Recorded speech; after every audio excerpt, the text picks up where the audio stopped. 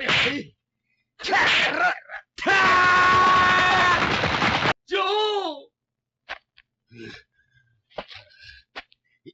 ョーの野郎。鬼姫が完全にぶっ潰しやがって。Oh my god. Hello everyone, welcome to Joe Consumes Cinema. I'm your host, the man I hate, and today we have Ashita no Joe, episode 54. So last episode, Joe just running through all the events, trying to make sense of everything, and gets to this really, really dark place, and ultimately decides that he's a murderer, and the only reason he's not in jail is because of a technicality where he killed Rikishi in the ring, otherwise he would be in jail, and that's where he thinks he belongs. Tries to get into a fight to commit manslaughter against those guys who were running that scam in that, udon noodle place or whatever. And luckily, I guess, gets beaten up and doesn't actually, fight to his full potential because, he's just going through it. He's not in a good headspace. He was drinking a little bit, so he was definitely off his game. And I think that was a good thing, because if he had actually fought to his potential there and killed those guys, that's it. All the good that he's managed to accomplish would just be erased, and there really would be no coming back for him. So, as odd as it sounds, it actually was good that he got stomped out there. Now, he's in a really bad spot emotionally, physically, too. Episode literally ends with him getting covered in snow as he got beaten up, concussed, and was just laid out there, and just the snow covers him. So he's not in a good spot, no matter what way you slice it. I think either Dangpei, Nishi, or maybe even Yoko herself may find him. Somebody's got to find him and get him out of there, get him some help. I still think the most important thing is to have that conversation with Yoko Shiraki, and, she kind of sheds some light on the whole situation and just puts things into their proper perspective. Again, I don't think Rikishi would want Joe to stop fighting, and I think that really is the rationalization that's going to bring him back to where he can actually, pursue this thing that he genuinely loves, and I think he's genuinely meant to do, which is boxing. And yeah, it's just a question of when, and the only way to find out is to just find out. So let's do it.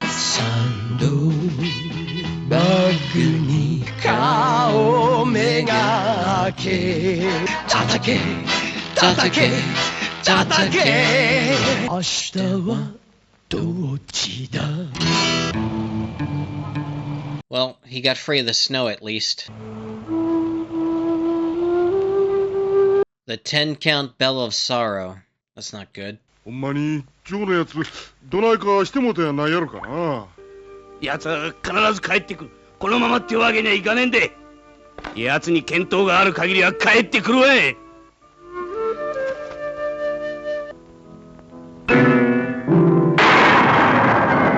さて、メインイベントに移ります前に、今は亡き力石徹選手の死を悼み、その冥福を祈って10カウントゴングを行います。力石の冥福を祈って10回ゴングを鳴らすんだとよ。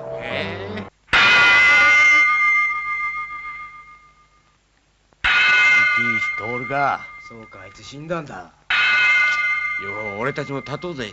そうだな、死んだんだな。Joe.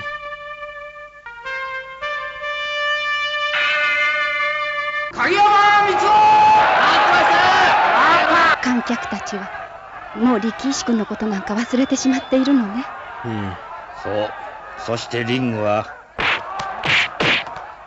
また新たな血の生贄を求めて吠え立っておる。剣闘の世界とはそういうものだよ、子。It's kind of depressing, but it really is true. There are a lot of people who only care about the big name fighters. もう二度と来ることはあるまい。力石徹という男があってこそ白木ジムを起こす気になったのだ。その彼がいない現在、ジムを続けて何の意味があるね。一人で考えてみたいことがあるの。I think this is it. She's gonna run into Joe. Maybe she convinces Joe to come back under the Shiraki banner, and Dangpei and Nishi join their club. やっぱり矢吹だ。幽霊みたいだが、確かに矢吹だぜ。Who the hell are these guys? Oh, newspaper people. Fucking vultures. This is disgusting. He's going to another bar. Not good. 矢吹くんじゃないか。こんなところで出会うなんて。全くその奇遇というかなんていうか。お何やってんだよ。さっさとフィルムを出しちまえよ。盗み取りしたことは謝るよ。いや、本当にすまなかったな。俺はフィルムなんざどうでもいいんだ。ちょっと金を貸してくれないかな。 Oh god. 金だ。すまねいや、 He's just gonna drink himself そ to の金で death. あんた酒を飲むつもりなんだね。力石の死んだことを酒の力を借りて忘れてしまいたいんだ。よかったら僕たちが案内してあげようか。なあみんな。Alright. Remember that scene where these guys get pelted with rocks and I felt bad for like half a second? Oh man. I'd give anything to see that right now. If they had any humanity, they'd take him back to Dangpei and Nishi. And here we are at a bar, so they don't.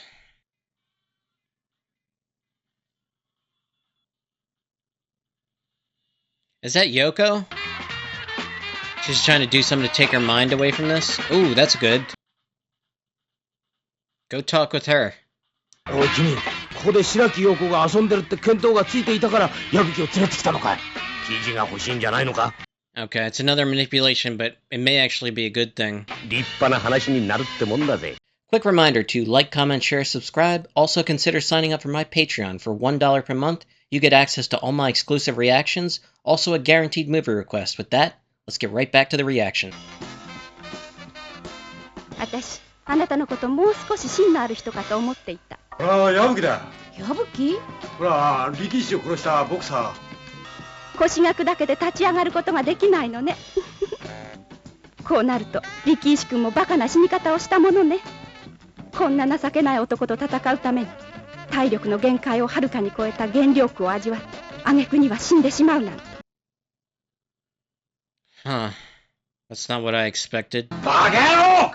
おめなんぞにそんなごたご並べられる言われやねえ！バカ野郎！いいか、おめに一体何が分かってるってんだい。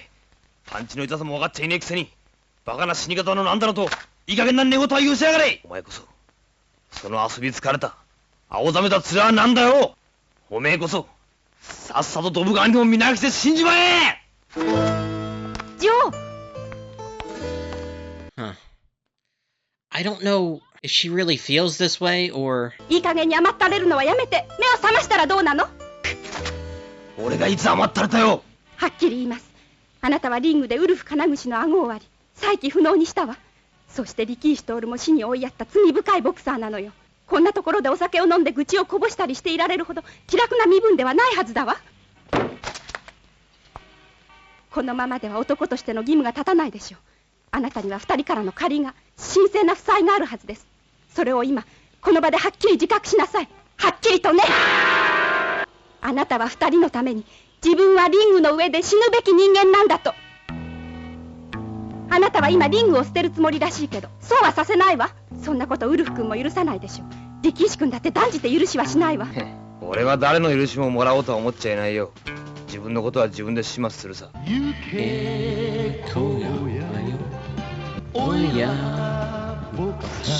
Okay, I took some time just to gather my thoughts. Episode 54. Really interesting episode. So I kept talking about how, I've been hoping for this conversation between Ibuki and Yoko. And in my mind, I thought it would go a certain way, where she would be, very forgiving and understanding and just trying to console Joe. And that is not at all how the actual conversation went down. So episode starts with, there's this little in-ring memorial for Rikishi, and they do a 10 count with the bell. And, everyone, for the most part stands up and, shows respect. But as soon as it ends, it ends. Now, Joe, walking past, sees like a TV shop and, it's all on the screen. And, it stops him dead in his tracks. Like, he's actually really affected by it. But everyone in the crowd is just doing, what they're supposed to be doing in the moment, showing respect. But as soon as that 10 count ends and they get back to, the main event fight, they don't care. Like, he's dead and he's gone, and it's just a distant memory of who Rikishi is.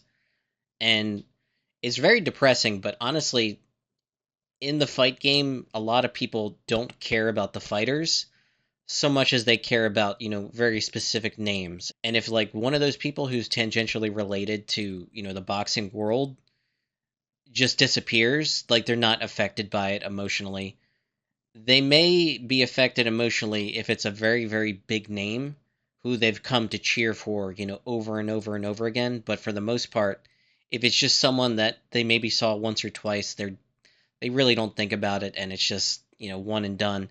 Rikishi was a big name, but he hadn't yet fought for a title. He was still regional for the most part, so he was a local hero, and, local heroes tend to die out when they actually physically die out. So kind of a sad commentary, but honestly 100% true. Now, it's interesting. After that little ceremony event, Yoko and her grandfather left Korakuen Hall, and they're like, well, we're never coming back here ever again. He started the Shiraki gym for Rikishi. Like, that was his drive because, he saw rare talent. He wanted to invest real energy and resources in, and if he's not there anymore, then, there's no point. So it looks like the gym is closing. Now, I thought in the moment that, maybe this conversation, something could be done. Maybe Joe and Dangpei and Nishi come under the Shiraki banner, kind of as a way to, bring Joe back and also show respect for Rikishi and, kind of give them something to invest their time and energy in, the Shiraki gym. But that's not how it happened at all. Like I said, I was dumbfounded by the conversation when we actually got it between Yoko and Joe, and it was just not at all what I was expecting. Joe stumbling around, he's just gotten to the point where he's just drinking, and the vultures, unfortunately, descend on him. It's the newspaper people who just see a good story. They see a man who's killed someone in the ring, has been destroyed by it, and they're taking pictures, they're trying to write their narrative, and it's very, very gross. I would really like to see those guys get pelted with rocks again. Like, I really can't underscore that enough. Like, I actually regret feeling a little bit of sympathy for them when that actually happened, but they totally deserved it, and they need to get hit with rocks again, honestly. They set this whole thing up where, they give Joe some money to go drinking, and then one of them smooth talks their way to convincing Joe to come to this jazz club or whatever.